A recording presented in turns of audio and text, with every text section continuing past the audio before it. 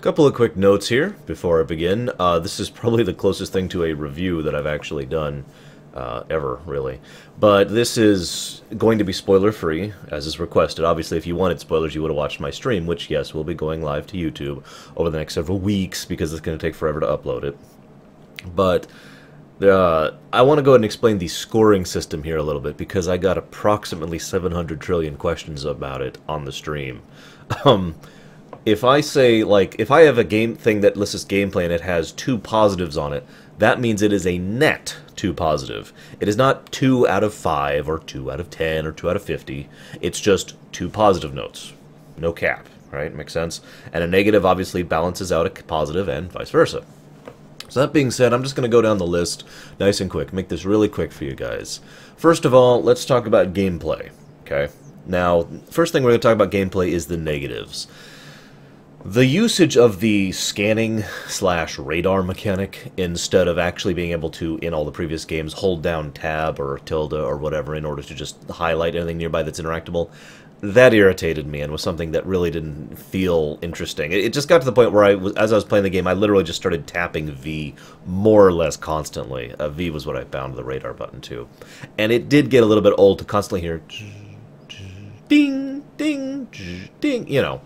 Not a good thing. The inclusion of jumping puzzles, though there were not many, was a huge frustration for me. The fact that every time I had to do a jumping puzzle, it was just aggravating because the game's collision is not very well coded. The game's jumping mechanic is barely functional at all, and that was a huge frustration for me. There were, of course, several graphical bugs and bugs in general. I'm going to loop all the bugs into one category because there was only one game-breaking bug, and even that was actually really easy to get around. All it required was me to go into the Steam overlay, the Origin overlay while the cutscene was playing, and that allowed me to progress. But there were quite a few graphical bugs, or people teleporting around, or the scene where a giant dragon head shows up in the middle of a cutscene and is just like, hi! You know. There were a few bugs, but none of them were really sufficiently detractive to warrant more than one negative point.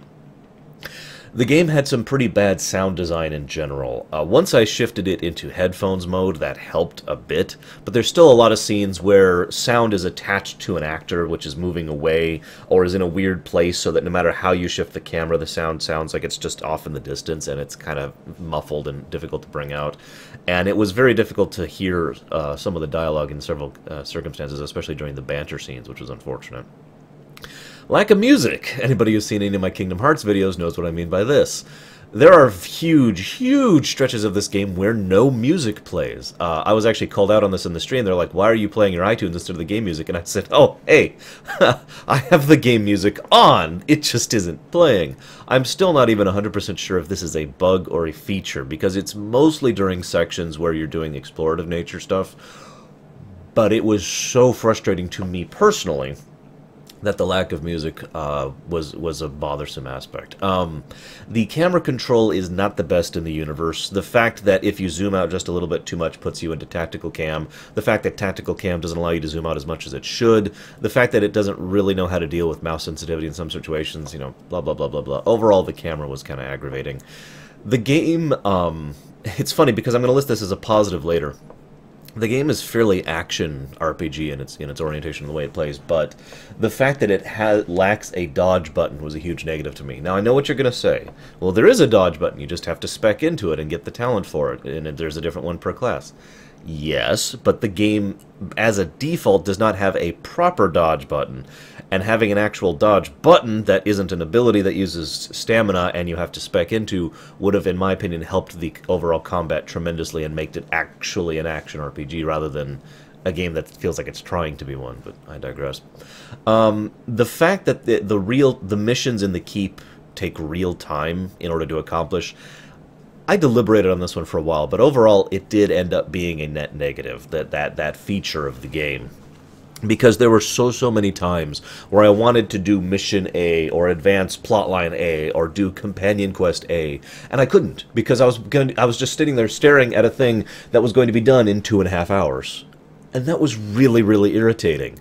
Ignoring the fact that a lot of the missions, well, you know what, I don't want to get into that, but suffice it to say, the real-time requirement on those they could have fixed that by either making it take much less time. You know, I mean, there's some missions that are in the, like, the 12-hour range. Or they could have solved it by making it, you know, advanceable. Like, you could just go to sleep and advance it, and then the missions are done. Something to fix that. But as is, that was just a huge frustration. Finally, the new healing system, or indeed lack thereof. I know I'm going to be called a filthy casual for this, but I really don't care, because the new healing system, in my opinion, was broken and poorly implemented. It is a net negative, and I got to stress that, because in some ways it kind of works. The way it is, for those of you who don't know, the goal is to not get hit. Between the dodge mechanic of the rogue or the mage, or the ability to put up barriers, which mages can do, or the ability to put up armor, which warriors can do, you're supposed to basically not take damage, and ideally you won't. And I'll talk a little bit more of that in a little bit here. But the fact is, ultimately, the reason I pulled it off Nightmare difficulty is because of the fact that it was just getting boring. I would be like, okay, I'm going to this area, and okay, well, I'm now out of potions from getting to this area, and from dealing with the trash on the way. So I could go through this dungeon and hope I get to the next potion point, assuming there is one, because there isn't always one. Or I could go back to camp, which is what I would do. And so it involved a lot of traipsing back and forth to refill my potions. Yes, I know you can upgrade your potions, blah, blah, blah, blah, blah. Point is, if they either added out-of-combat regen, which I think would help tremendously, and that would get rid of that traipsing back and forth filler problem, and remove a lot of the boredom from that. Or B, have, like, limited heals, but the ability to heal at all. One of these things, or both of these things, I think would help the healing system tremendously. But overall, it is a net negative. Let's talk about the positives of gameplay, shall we? First of all, it's an action RPG. Aside from the lack of a dodge button, the action RPG feel and aspect of the game is a big positive for me. It does feel like you're actually zipping around. It's not quite to the level of, say, Kingdom Hearts, or indeed any more action-y games like God of War or Devil May Cry, but it's definitely leaning in that direction, and I enjoyed that. The dragon fights are awesome. Yes, that deserves a positive by itself. The dragon boss fights, the boss fights in general, really deserve a positive, because most of the boss fights are more than just hit this guy and he also hits you. There's the phrase people use for these varies. Some call them Zelda fights, some call them gimmicky fights. The point is, they do stuff during the fight that you have to pay attention to and keep aware of and all that fun stuff. And it was enjoyable. I liked it. And the dragon fights, the first time I fought a dragon and lost, I still enjoyed the experience so much that it was still a positive for me, and that says something. Speaking of which, that brings us to the next thing. As I mentioned before, if you're good and really, really careful, you can pull a victory out of a bad situation thanks to the way the combat is designed. With a careful combination of dodging, positioning, barriers, and whatnot, even though I had no potions left, and you'll see this on my stream, or saw this on my stream, I actually managed to kill a dragon when I had no potions, and like everyone was half dead, because of very careful maneuvering and gameplay. So the fact that you can do that at all is, in my opinion, a positive to the gameplay. The overall feel of the game, in terms of gameplay lore, if that makes any sense, is that we're conquering and expanding and claiming and moving our territory all forward, and the acquisition of camps and the quarries and the claiming of certain areas, and you know, this town is now under the Inquisition's protection. You know, all of that stuff, in my opinion, was another positive. It really got across that empire building feeling in an RPG, which is pretty nice. Speaking of which, the keep mechanics overall are a positive, despite the missions, the war missions negative I mentioned earlier. I like keep mechanics in general. I always have. I'd say ever since Breath of Fire 2 was probably the first one to do that, but you know, Suikoden's are another good example. The fact that you get actual tangible benefit from doing a lot of the keep stuff, in addition to aesthetic benefit, is really nice. And there's no war assets, so that's always a positive. There's a decent amount of gameplay and story integration in this game. Usually it's from major scenes and whatnot, but the fact that it's there at all is a good thing. I'm not going to explain details because, again, this is a spoiler-free review. But, yeah, that's a definite positive. The radar thing, the sonar thing I mentioned earlier, was definitely a negative, but there is one positive about it. This is hard to explain, but basically, when you sent out a pulse, if there's anything that can be detected by it, it just sounds like this. But if there is something that can be detected by it, it goes, you much louder and much more distinctive. And so even if you're not looking around, there is that audio indicator of, oh, hey, I have to look around because there's something to grab here. So that's a nice touch, and was actually a positive. The AI of the heroes, the companions, in this game is something that I found to be an overall positive. You can't fully customize them with gambits like you could in, say, any of the previous games, but the fact that they're smart enough to use their abilities properly, and you can basically prioritize when they use which abilities and what, or whether they use them all, was a nice touch. And I felt like the AI was very well done, and they never really disappointed me, especially during the harder fights. The inventory UI actually was something I considered a net positive. I'm going to try and explain why really quick. Let's say I want to go make sure I have the best armor on everyone. So I go into the keep, and I can access everyone's inventory, whether they're in my party or not, in the keep. So I go to the keep, and it's like, okay, let's check. So I can go into my inventory, then I can go into armor, and then I can go into helmets. And then I can just go between my party members with helmets, and all the helmets I happen to have, and compare it versus theirs. So I can check my light armor, or my medium armor, or my heavy armor. It was categorized, and it made sorting and figuring out everyone's inventory and equipment much, much, much easier once I figured that out and got used to it. So definite positive there. Finally, this game has fast travel. The fact that you can actually fast travel around pretty much on the fly as long as you're out of combat to any camp, which also gives a tangible benefit to that conquest thing I mentioned earlier, or to any town you've discovered, which gives a tangible benefit to the exploration mechanic, that's a definite positive for me. So that's everything about gameplay. Let's talk about what you're probably really here for. The story. Now, for those of you who do not know, I always define story as 5 different things. A story is plot, characterization, which is not necessarily main characters, character growth, which is usually main characters, setting, and themes. These are the 5 things that make up a story. So let's do negatives first. The first negative could be best described as the hinterlands. I'm sure this is not news to any of you who've been watching any reviews whatsoever, but the hinterlands and a lot of other quests in the explorative area basically feel like filler. They don't really have a story purpose. They're just go do X of Y in order to gain power or to finish out the map if you're a completionist. Next negative, some of the rather major choices in the previous games don't really have an impact like... honestly, like I feel like they should have. Now, that's not saying all choices in the previous games don't have a major impact, but some of them should have. I'm not going to name any specifics, because that gets into spoilers, but suffice it to say, there were several times where I was like, well, what about blah? And, no follow-up. Of course, there are DLCs and expansions to come, I'm sure, so shrug. And finally, and this is a barely negative, but it does qualify, the epilogue was not as long or as fleshed out as I would have actually preferred. It, without spoiling, it was similar to Dragon Age Origins in that it summarized, major impacts of several of the major decisions you made throughout the game, but then left behind the other dozen or so decisions you made, so shrug. Let's talk about positives. First of all, as I hope my GOAT video that I recently pushed out emphasizes, this game has a lot of good old-fashioned BioWare humor in it, a fairly large amount, and it's the stuff that actually makes me grin or laugh or chuckle, or laugh out loud, as the GOAT incident did. And it's good to see BioWare back in the humor seat, so to speak. The characters are incredibly well fleshed out. I'm going to describe this one really briefly because I found myself on the stream talking about the nuances and the theories I had about a character, and I realized that I was automatically treating this character as if they were a BioWare character. As in the old BioWare, as in the characters that are sufficiently well written and fleshed out and have enough depth to them, to their characterization and their voice acting, which is always what BioWare's secret weapon has been, such that I actually felt that I could read into them, that I wasn't just imposing upon it. I wasn't just saying, oh, well, blah, blah, blah, blah, blah, and making up stuff, but instead I felt like I was reading into what was already there, and it turned out I was correct to do so, so definitely awesomeness there. The overall structure and story of what I'm calling Act 1, there's no official acts, but it definitely has a 3-act structure. The overall presentation of Act 1 and the conclusion of Act 1 was awesome and incredibly fulfilling and satisfying. So, definite plus there. Also, which leads me to my next point. There's gameplay and story integration. Yes, it gets counted twice, once in gameplay and once in story, because that's how that works. And that has to do with the Act 1 thing, and that's all I'm going to say about that.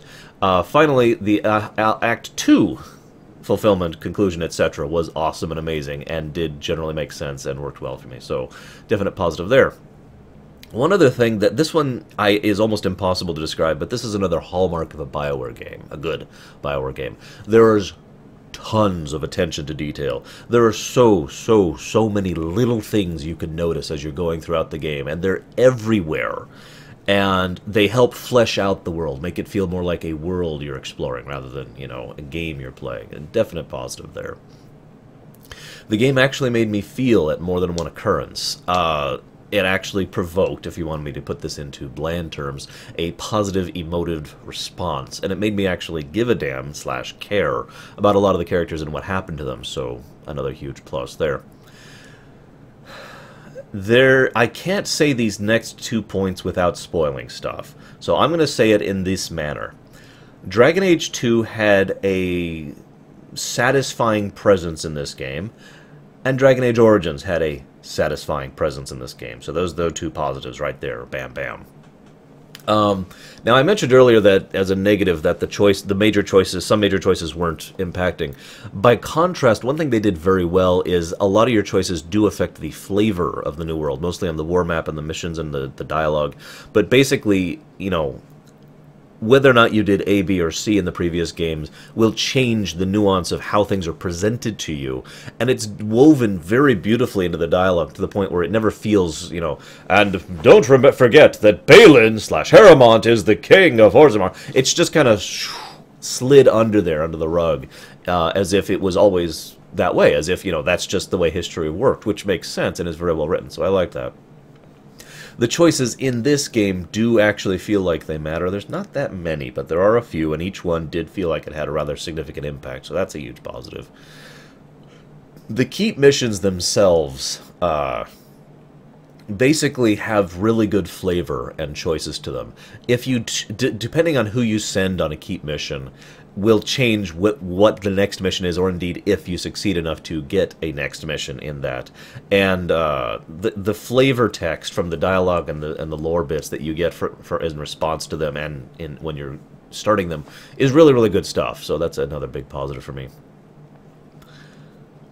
I can't say any details about this point, but as I just tried to describe on my stream, there's a way in which they presented the writing of certain elements of this game that leads it naturally to segue into a sequel.